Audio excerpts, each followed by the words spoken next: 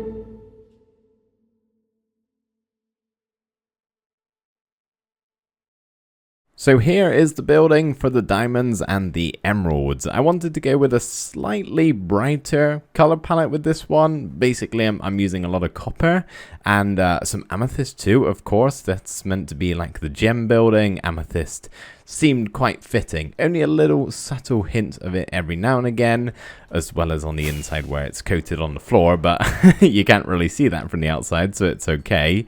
But yeah, it's not my favorite building in this whole area, but that doesn't make it a bad one. It's just not quite as complex as the one I'm stood on, for example. But overall, I still quite like it. Something I'm not too sure about is the copper though. Do you guys think we should leave it as it is or let it oxidize a little bit? Perhaps slightly like my train station building where we've got a mix of regular copper and the next level on, and I've waxed it to stay like that. Should we do something like that for this building, or should we let it oxidize further, or just keep it as the clean copper? I'm not sure.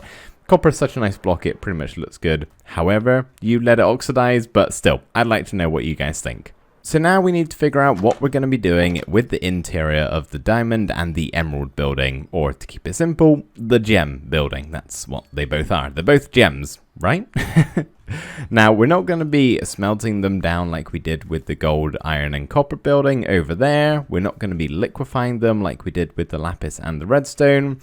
And we're not going to be chucking them in a giant obliterating machine like we did with the coal and then redistributing it on outwards. We're going to be doing something a bit more refined than that. So the first step is to break it out of its ore form. So we're going to be doing something similar as to what we have actually done for the rest of the buildings, where we just use some stone cutters and break the stone away from the actual ore itself, except we're going to do it carefully because these are precious, valuable gems.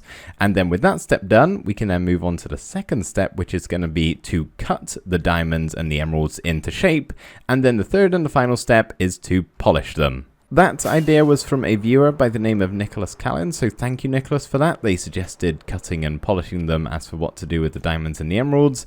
Very simple, great idea. I see no faults in it. I don't know what else we would do other than make the gems look all pretty. That's what you would do in real life, so yeah, great idea, Nicholas. Thank you very much. So we are going to do something that I almost never do in my videos here, and that is building on camera. I avoid it because, well, it takes a long time and I'm not very good at it. Thankfully, for these little steps that we're going to be doing with the ores, the builds are actually super simple, so I can whip them up very, very quickly here. So we're going to have some stone cutters. The section to cut the ore away from the stone is going to be in this corner, so that is what's going to be cutting it, the stone cutters. And then we're going to stick some grindstones up here with a dropper upside down like that with a chain underneath it. And then just as a placeholder, I do want this to be a regular diamond ore, but we're going to have a diamond there. And then what you would do in theory... Oh, wait, let's get some levers to power it for some reason. I don't know what you'd be powering. This, maybe? to activate the chain or something? I don't know. But you would kind of carefully move it into the stone cutter here and just kind of carve away the diamonds from the stone. So it's not quite as rigorous as the coal is over here, where we just kind of chuck it on the conveyor belt and it falls into the dangerous pit of stone cutters. This one, as I said earlier, it's a bit more refined and you're just going careful with it because they are precious materials. Even though diamond is probably stronger than coal, so it would be fine, but still, just having some fun with it. And then behind here in the corner, just to make it look a little bit better, we're going to stick some droppers just like that. For the second stage of cutting the gems, we're going to do something super duper simple of just making like this little crafting table section in the center of the room. And to make the tables, we're going to be using pistons, just something a little bit different. They make for a nice table design, as you can see, with the kind of single leg coming out the bottom. So we're not just going to stop there. I got my armor stand book and I'm going to do some fancy stuff to make it look like something is happening on top of this bench. And that something is very expensive. Yep, a whole diamond block, which is fine. I've literally got so many, I have no use for them at all. Not when you're in a single player world. They're basically pointless when you get to a certain level. So I'm more than happy to use a diamond block, but obviously we've got that on the center of the bench, and then just some tools kind of to chip away at this and create the shape that you're wanting to before heading over to this corner to then polish it. So we're going to start off with a smithing table at the bottom. That seems like a good block to polish some diamonds and emeralds on. Then we're going to have another grindstone here at the top, which we can then turn on the side with a lever. And underneath that, we're going to have a chain, so that can lower and higher what is going to go underneath the chain, which is actually an end rod. Now, This isn't meant to be an end rod. This is meant to be what could polish the diamond. So I'm working with a very tight space here, okay? So let me off. But imagine this chain span and then this did too. And you could kind of put your diamond up against this and it would make it all nice and polished and very shiny. Does that make sense? I hope so. It's sort of just trying to create something that looks as though something is going on there. You don't actually have to make it realistic, at least not in my opinion. And then we're just sticking these on the side here for no other reason, just a extra bit of added detail, possibly some sort of protection from something. I have no idea. Same thing with the droppers in the back here. I just think it's a bit more aesthetically pleasing with those in the front. So we've got a way to break the diamond out of its ore form. We've then got a station to carve it into a diamond shape, and then a magical endstone polisher over here in this corner. That's all well and good. However, the other side looks a little bland. So I'm just going to get some stuff like storage boxes and maybe some shelves and just other bits of detail just to make this half of the building seem a bit more interesting.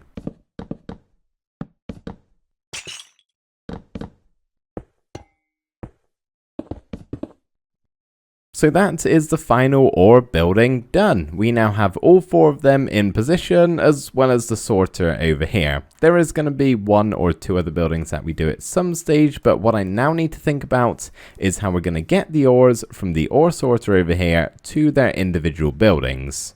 So just as a reminder, in case you guys have forgotten, the ores get taken up this conveyor belt into the ore sorter building, where they're then put onto a secondary conveyor belt and sorted into 4 groups. Obviously redstone and lapis, the gems, the coal, and then the other 3. And they go out these 4 exits. And from there, they're going to be taken to their significant building. So the coal will be taken out of one exit all the way over to that building, for example. And same with the other 3. Now, I have a couple of ideas as to how we could do that. Option 1 is we build some minecart tracks going right out from the exit all the way around to their building. That sounds great and it may look really good, but it could also look really messy because they are quite far away. There's going to be a bit of track and we already have some down in the hole. There's going to have to be 4 more. It might be a bit too much. Option 2 is we build some carts that would push the ores from one building to the other. So maybe just halfway between all of them, we could have some carts with some ores stacked up on the back of them. That's the second idea. The third idea, and then the 4th, the 5th, the 6th, the 7th, the 8th, the 9th, the 10th, and so on and so forth are not decided yet, because they're going to come from you guys. So how do you think we should get the ores from A to B to C to D to E? Do you think we should go with the minecart track? Do you think we should build some carts? Or do you have another idea? Let me know down in the comments.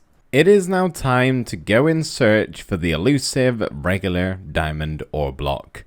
I'm looking forward to this, and I'm really not at the same time. I'm looking forward to it because I love mining. It's so much fun, especially in 1.18. We're not actually going to be going down there. We need to go elsewhere. I've fully explored those caves. I love it so much. I wish I could do it more, but I don't really need to. It's kind of a wasted time. But I'm not looking forward to it because I have a feeling I'm going to be stuck there a really, really long time looking for that diamond block. Well, I have found myself a cave. Doesn't exactly look very promising at the moment, but then again, with 1.18, it doesn't take much for a cave to just completely open up and have an abundance of resources. A little bit like that. Oh goodness, that scared me. So whilst I'm down here, I'm going to grab pretty much every ore I see, with the exception of iron, just because with the iron farm I have, I don't need it. It would be a waste of pickaxe durability and my time. I've never picked up deep slate copper. That's why the recipe book is unlocked. Are you kidding me? Seriously, I've never done that? That's kind of crazy.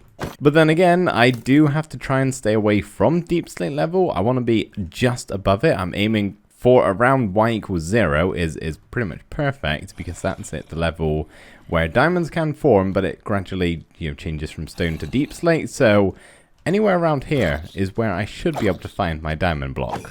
Hopefully diamond blocks. I would like more than one of them. Something I do have to make sure I keep doing is actually looking up, because that's where the stone is right now. Obviously, as you can see, the floor is fully deep slate. If I find diamonds here, don't really need them. So I kind of have to walk around with my head looking up, which is probably not a smart thing to do. Holy Creeper City. I'm not going to go that way. I forgot just how many mobs actually spawn in the caves now. This is pretty much all I've been doing. Looking up for a half second, then fighting off everything that's swarming me. As I said, I do love the new caves, but this is kind of annoying.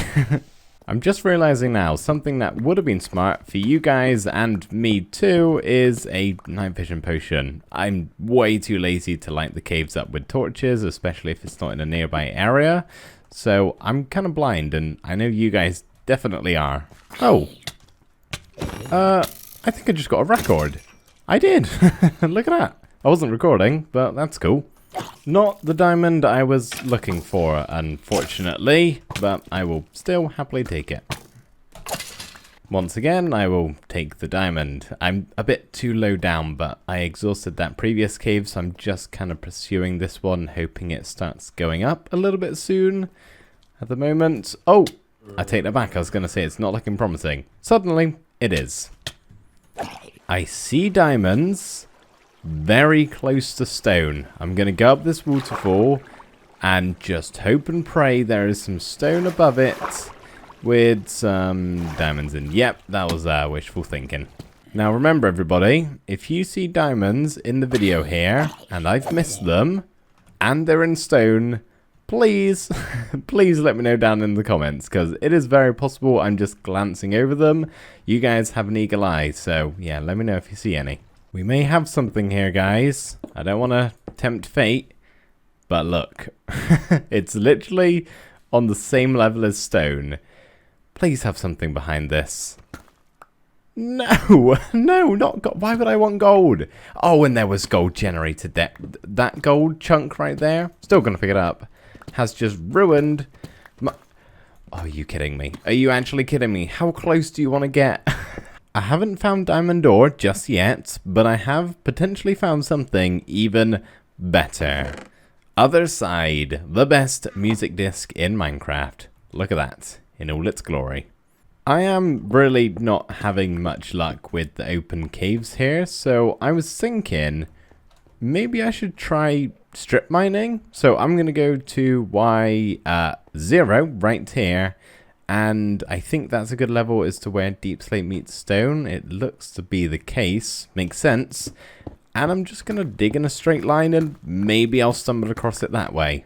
So I've moved myself up to Y equals 2. It just seems to be a bit of a better mix between stone and deep slate. So hopefully, if we all keep our fingers crossed, we should be able to find that diamond. No, but we have found... Oh my goodness, no way. Illuminated by the glow squid, please. Please. Deep slate, all deep slate, anything behind here? No. Oh man, it just seems so magical. Maybe these underwater caves are the way to go. Just seems impractical though. I say that, but I've been swimming around here for an entire breath, and there's so much stone and deep slate on show here, this actually might be the best cave yet. Not too sure what to do when I run out of air though. I guess I'll just do something like this and dig into the wall. Does that work? Yeah, okay, that works. Have I got my breath back? I have now. You know what? These underwater caves are actually perfect for what I need right now, because I'm able to swim around, so it's basically as though I can fly up to the ceiling and have a look. Plus, I don't have to worry about mobs, which is very, very nice. It's not diamond ore, but it is another extremely rare ore in 1.18, deep slate coal, and there is a lot of it here. No idea what use I have for it, but I feel the need to pick it up. Oh my goodness. Oh my goodness, Is this real? This is real, right? Oh, and there's two. There's two. Yes. Oh, I don't believe it. I'm so happy. Oh, I'm so glad. That did not take too long at all. Maybe like 45 minutes in total. I'm telling you guys, if you need diamond ore for any reason, come to the underwater caves at this level specifically. Just gonna have one final look around this cave and then I'll head back home. All I wanted was one diamond at minimum, just so I could put it on the little contraption we built today. But any more than that is a bonus, so while I'm here, may as well have a little peruse. Well, I don't appear to be having much more luck, but that is okay. I think I'm gonna pack up my stuff and head back home. We have made it back safe and sound, and I'm just down here in my storage room figuring out what to do with all of my ores here. So this is not everything I got from today, it's about half of that, but I put all of my ore blocks inside of the shulker box here in case I need them for the same reason I need the diamonds for, which is building purposes. However, I don't think I nearly need more than like a stack of each one. So any like the coal here that has over a stack, I'm gonna take with me and we can break it down into ore form.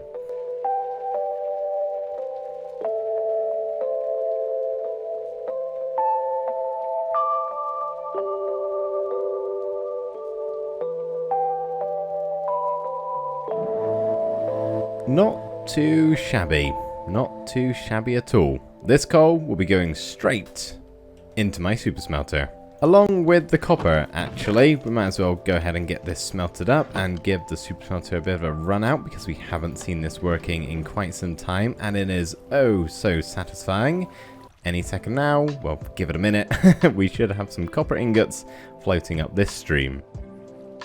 Here they come, up the water column, going round this little pipe, up this pipe and down into the collection chest. Very, very nice. I do love this building. So there's just one last thing left to do before ending off today's episode, and that is to replace our deep slate diamond here with a regular diamond. Now, whatever I do, I need to make sure if I'm ever going to break this again, it has to be with silk touch, because these, oh boy, are they rare to get a hold of, as I've clearly found out today. I do have one left in my shulker box, as you can see here, but I'm gonna save that until I possibly need it again. If I don't have a use for it, I'll just chuck it somewhere on the conveyor belt here, but for now, I'm just gonna hold on to it.